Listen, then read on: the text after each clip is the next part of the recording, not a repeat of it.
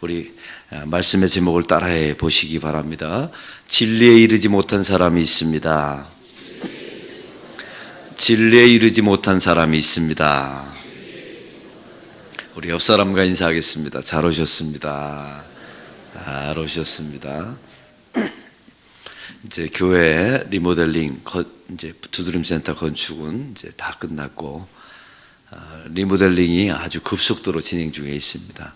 히람이라고 하는 건축사가 얼마나 빨리 잘하는지 3주 후면 완전하게 다 지어질 것 같습니다. 여러분 이를 위해서 기도해 주시고, 특별히 우리 항존직들이 더 기도에 힘써 주시기를 바랍니다. 특별히 토요일이면 우리 건축위원회가 더 나와서 함께 기도해 주시고 독려해 주시고 또 축복 가운데 이 일이 진행되기를 소망합니다. 오늘 말씀을 통해서 특별히 디모데후서 후반부에 보면 사도 바울의 유언서라고 말씀을 나누었습니다. 이제 반드시 종말이 올 것이다 라고 말씀을 나누었는데 어제도 다시 반복합니다.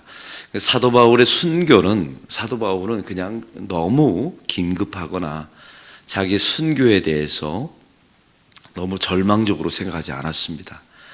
왜냐하면 순교하면 바로 끝나기 때문에 그래요. 본인의 고통은. 그러나 남겨진 디모데의 고통은 앞으로 평생 지속될 것이라는 사실을 사도 바울이 알고 있었습니다. 제가 말씀드렸죠. 순교하는 것은 쉽다고요. 그러나 살아남아서 순교적으로 살아가는 것은 굉장히 어렵습니다. 그 살아남아서 이 엄청난 핍박의 로마 시대 가운데 신앙의 절개를 지키고 배교하지 않고 살아가는 것은 어렵다는 사실입니다. 이와 동일한 시대가, 여러분 이 시대는 핍박은 없습니다. 예수 믿는다고 죽이지는 않죠. 예수 믿는다고 존경하지는 않습니다. 무시하고 또 비난하는 경우가 너무나 많이 있습니다. 세상을 살아가는 방식이 다르기 때문에 그렇습니다. 그리고 목적 자체가 다르기 때문에 저와 여러분이 세상과 이질감을 느낄 수밖에 없죠. 제가 항상 또 드리는 말씀입니다. 이 거룩한 하나님의 백성이 전혀 가치와 세계관과 신앙이 다른 이 세속의 도성 가운데 살아가는 것이 고통스럽지 않다면, 또 여러분 부담스럽거나 이게 불편하지 않는다면 우리는 이미 배교했을지도 모릅니다.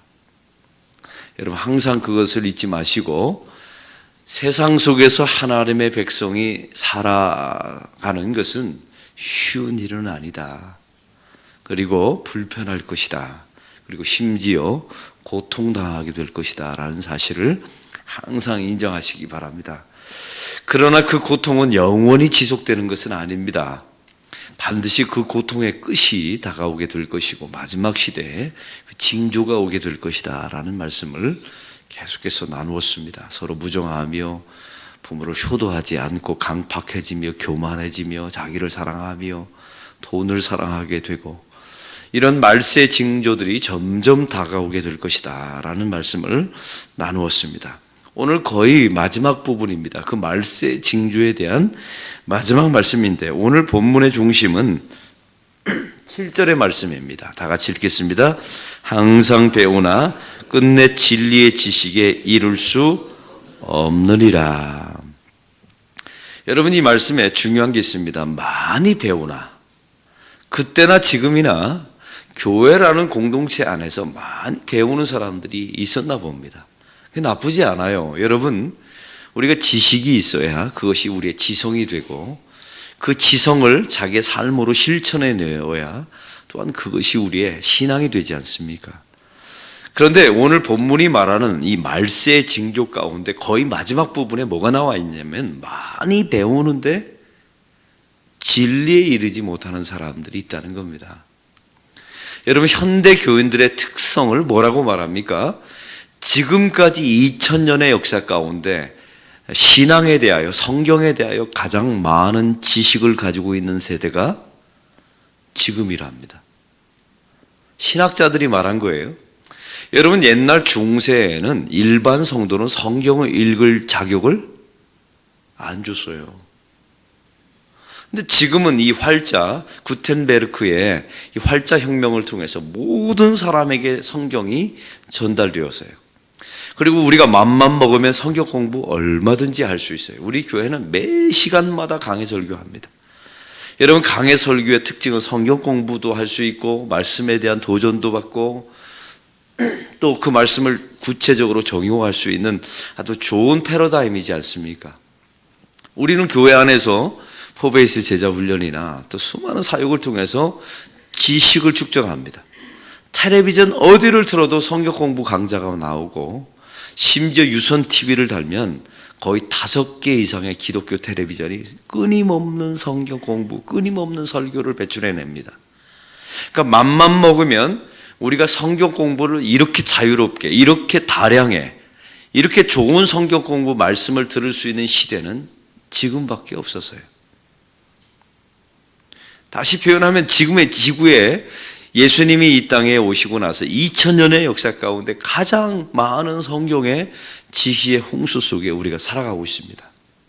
근데 성경은 말합니다. 말세가 점점 종말이 다가오게 되면 지식은 많아지나, 성경에 대한, 세상에 대한 모든 지식은 많아지나 진리에 이르는 사람은 점점 줄어든답니다.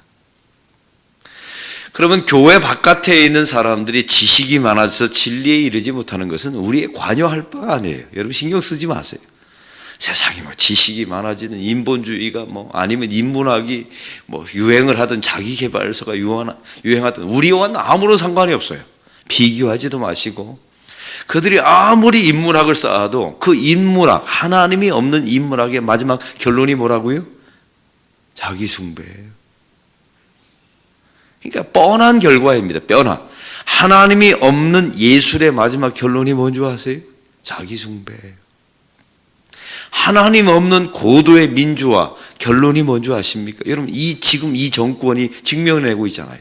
하나님이 없는 그렇게 민주화를 주장하는 그 정권, 그 모든 시대의 결론은 자기 숭배입니다. 결론은 뻔한 거예요. 그런 건 관심도 갖지 마시고, 그러나 교회 안에가 문제입니다. 교회 안에 성경의 지식을 갖는 건 나쁘지 않아요. 그러나 문제가 있어요. 지식은 있으나 진리에 도달하지 못하는 사람들이 많이 있었다는 사실입니다. 점점 이것이 격화되어져 간다는 거예요. 우리 사랑하는 교우 여러분, 지식은, 성경에 대한 지식은 많으나 진리에 이르지 못하면 무슨 일이 벌어지는 줄 아십니까? 그게 성도에게 지적인 교만을 가져다주고 그것이 자기의 의가 되고요, 성경을 많이 안다는 것이 결국은 자기 숭배, 여러분, 진리에 이르지 못하는 지식은 결국 그 사람을 패망시킨다는 사실입니다.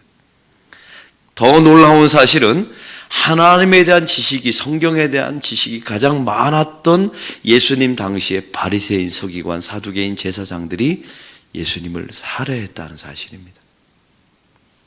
항상 우리는 이걸 잊지 마셔야 합니다. 그러면 오늘 말씀에 지식은 많으나 진리에 이르지 못한 사람들의 특징이 무엇입니까? 6절에 나와 있습니다. 다 같이 읽겠습니다. 그들 중에 남의 집에 가만히 들어가 어리석은 여자를 유인하는 자들이 있으니 그 여자는 죄를 중히 지고 여러 가지 욕심에 끌린 바 되어. 여러분, 우리는 이것을 자꾸만 성적인 유혹에 대한 말씀으로 생각하는데 이 앞부분 말고요, 뒷부분에 그 여자는 바로 죄를 중히 지고, 이 말의 원뜻과 원어를 찾아봤더니 이렇게 나와 있습니다. 죄에 대한 감각이 사라지고, 그 다음에 죄를 즐기고, 죄가 습성화되고, 죄가 만성화된 여자는, 이렇게 나와 있어요.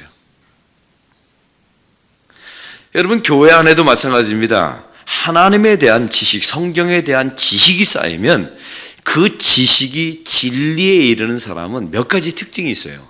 내가 가지고 있는 그 모든 지식을 통하여 죄에 대하여 민감해집니다. 여러분, 제가 부탁드립니다. 지식은, 성경에 대한 지식은 많이 가졌으나 이게 죄인지 아닌지에 대해서 무감각해졌다면 여러분의 성경 공부는 아무 소용이 없답니다. 아무 소용이 없는, 우리가 무모한, 무의미한 일을 한다는 거예요. 그래서 우리가 말씀을 들으면 들을수록, 성경 강해를 들으면 들을수록, 또한 성경 공부를 하면 할수록 단순하게 창출, 내민심, 수산무, 삼상화, 왕상황화, 대상대 이런 순서 외우는 게 중요한 게 아니라 그 모든 과정을 통하여 자기 죄에 대하여 민감해져야 된다는 거. 이거는 죄다 아니다 민감해져야 되고요. 그 다음에 그 단계에서 더 나아가 죄를 즐기지 않고 죄를 지으면 이건 죄다. 그 다음에 죄가 싫다, 어색하다, 지긋지긋하다, 이런 감정들이 들어야 된다는 겁니다. 언제까지 이 똑같은 죄를 반복해서 지어야 되나? 어떤 교회에서 이런 설교를 했더니 교인들이 그러더라고 합니다. 목사님, 제발 죄에 대한 설교를 하지 말아달라고. 근데 한번 묻습니다. 교회에서 죄에 대한 설교 빼놓고 뭘 설교합니까? 이 죄에 대한 설교가 있어야 이게 인정되고 이게 고백되어져야 결국 누가 필요하다는 게 고백되어집니까?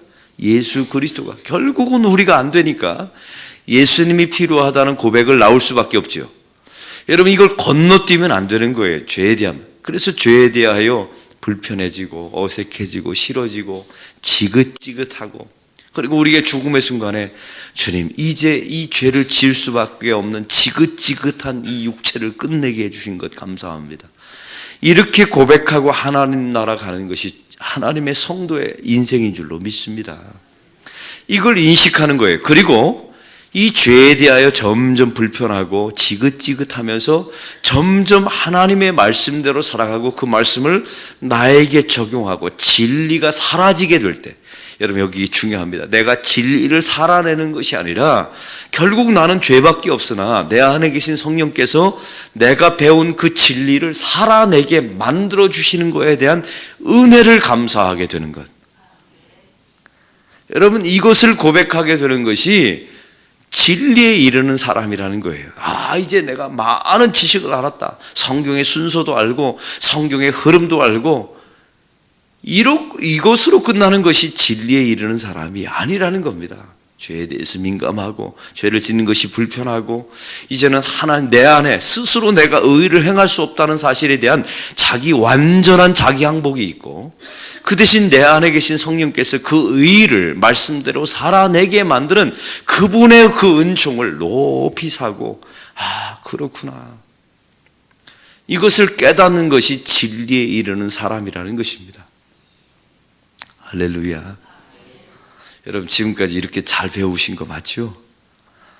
그리고 내가 살아내는 것이 아니라 내 안에 계신 성령께서 그것을 살게 만드시는 것.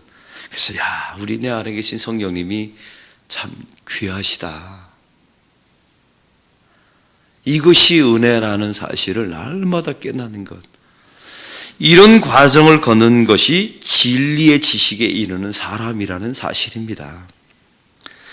사랑하는 성도 여러분, 그러면 그 예수님 당시에 바리새인, 서기관, 사두개인들의 특징이 무엇이었을까요? 여러분, 교회 안에는 참 두 가지 종류의 가장 이 진리에 이르지 못하는 사람들의 대표적인 특성들이 있어요. 말씀이 선포되어지고 지식을 알죠. 근데 그걸 자기 삶 속에 살아보고자 하는 충동, 도전, 모험을 전혀 하지 않는 사람이 있어요. 성경은 이들을 화인 맞은 자라고 말합니다. 성경은 이걸 이렇게 표현해요. 아예 가능성이 없는 사람. 그러니까 교회는 다니나 경건의 모양이 있으나 경건의 능력은 없는 사람, 그리고 아예 화인 맞고, 아예 이 사람은 하나님의, 교회는 다니지만 하나님의 예정된 백성은 아예 아닌 사람들. 제가 여러분에게 도전합니다. 한번 깊이 생각해 보세요. 하나님의 말씀을 들었지만 그것을 내 마음속에 살아보고자 하는 충동을 단 한 번도 느끼지 못한, 여러분의 의지를 말하는 것뿐만이 아니라 내 안에 계신 성령께서 그걸 살아보고자 하는, 살아내고자 하는 충동과, 그리고 어느 순간인가 보니까 나도 모르게 사라지고 있어요. 이런 경험이 없다면 그 안에 성령은 안 계신 겁니다. 완전히 안 계신 거예요. 이게 문제예요. 가장 교회 안에 첫 번째. 두 번째, 더 큰 문제가 있습니다. 이것을 살아내는데 성령의 도우심과 내 안에 계신 성령의 충동과 거룩한 그분의 도우심으로 살아내는 게 아니라 내 의지로 살아내요. 그리고 살아내고 나서 이 모든 것을 내가 말씀대로 다 살아냈다라고 자기 의의를 주장합니다. 근데 놀라운 사실은 이 사람들이 예수님을 죽였어요. 여러분, 우리가 말씀을 살아내는 게 중요하지만 완벽하게 살아내라고 예수님이, 하나님이 요구하신 적이 있나요? 없어요. 여러분, 우리가 완벽하게 나의 의지와 노력으로 말씀을 살아냈다면 예수님은 이 땅에 오실 필요도 없었어요. 그냥 여러분을 통해서 하나님 나라 완벽하게 이루면 되죠. 안 되니까 예수님이 오신 거예요. 사랑하는 성도 여러분, 이 바리새인의 성격, 이걸 율법주의라고 말합니다. 결국은 오늘 말씀에 진리에 이르지 못하는 사람은, 첫째, 화인 맞은 사람, 아예 그 안에 성령이 없는 사람은 절대로 진리에 이를 수가 없어요. 이거는 가리킨다고 해서 되는 게 아니에요. 이건 어쩔 수 없습니다. 예수님에게 누가 있었듯이 가룟 유다가 3년 동안 따라다녔어요. 근데 그는 결국 버림받은 사람이 되었죠. 왜냐하면 하나님의 예정 속에 속한 사람이 아니었던 겁니다. 또 한 종류의 사람, 하나님을 가장 잘 믿는다고 말했어요. 자부했어요. 말씀을 지킨다고 철저하게 369개의 조항을 가지고 쪼개서, 성경에 있는 내용을 쪼개서 말씀을 지켰어요. 문제가 있어요. 자기 의지와 노력으로 지켰어요. 그리고 사실은 다 지킨 것도 아니에요. 형식만 지켰어요. 다 지켰다고 주장하고 자랑하고 뻐기고 이러다가 이들이 예수님을 죽였습니다. 그러면 오늘 말씀을 통해서 항상 배우나 진리에 이르는 사람은 누구일까요?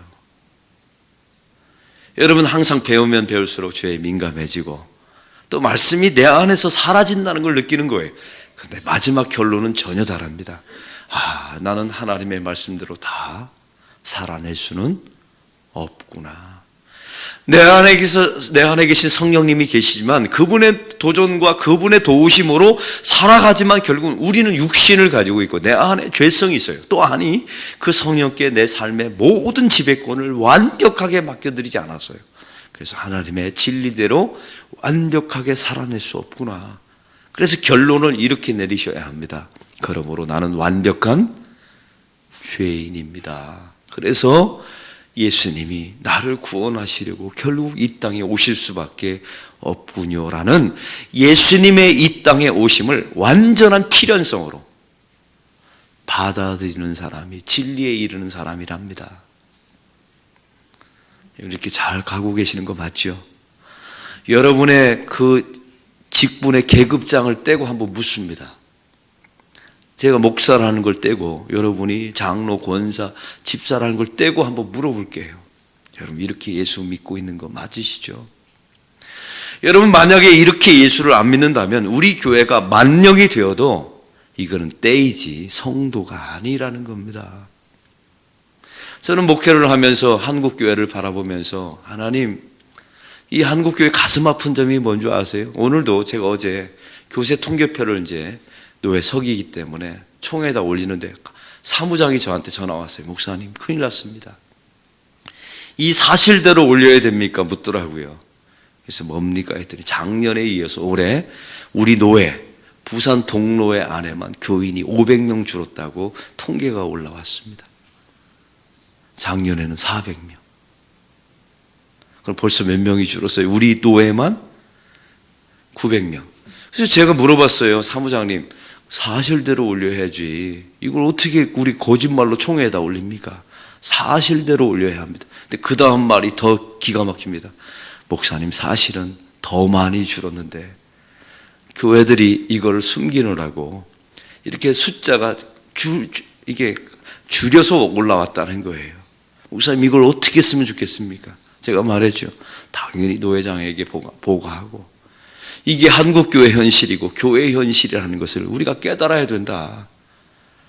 그래서 제 마음속에 이런 마음이 들었습니다. 하나님, 이 한국교회가 어떤 때는 막 1000만 명까지 가고 이렇게 했었지만 결국은 그 안에 이런 진리에 많이 배우나 진리에 이르지 못하는 모습이 있었을 때 다 허물어지기 시작했다는 사실이에요. 여러분 이상하지 않습니까? 우리가 배우고 진리에 이르렀다면 점점 더 융성하고 점점 더 복음화되고 점점 더 진리화되어서 한국 사회 가운데 놀라운 영향력을 끼치고 교회가 존경받고, 여러분 그래야 되는 것 아니에요? 아니었던 겁니다. 그래서 제 마음속에 하나님, 무너져야 되는 것은 확실히 무너지고 흩어져야 되는 것은 확실히 흩어지고 아닌 것은 확실히 아니라고 완벽하게 증명해내 주옵소서.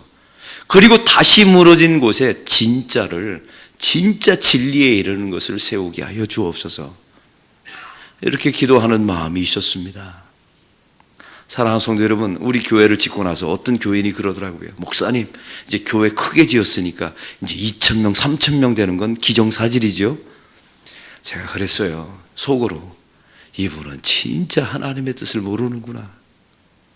한국 교회를 진짜 모르는구나. 지금 한국 교회 상황이 어떤지도 모르고. 여러분, 지금 한국 교회는 숫자를 늘려서 무엇인가를 하는 시대가 아니에요. 무너질 것은 아닌 것은 완벽하게 무너뜨려 버리고 다시 배우나 진리에 이르는 성도들을 다시 키워내고, 그래서 앞으로 다가올 종말과 말세의 때에 견뎌낼 수 있는 자기의 신앙을 배교하지 않고 세상에 동화되지 않고 자기의 거룩함과 순결함을 지켜낼 수 있는 거룩한 하나님의 백성을 키워내라고 하나님께서 우리에게 마지막 기회를 주신 줄로 믿습니다. 저는 우리 교회가 그렇게 되길 소망해요.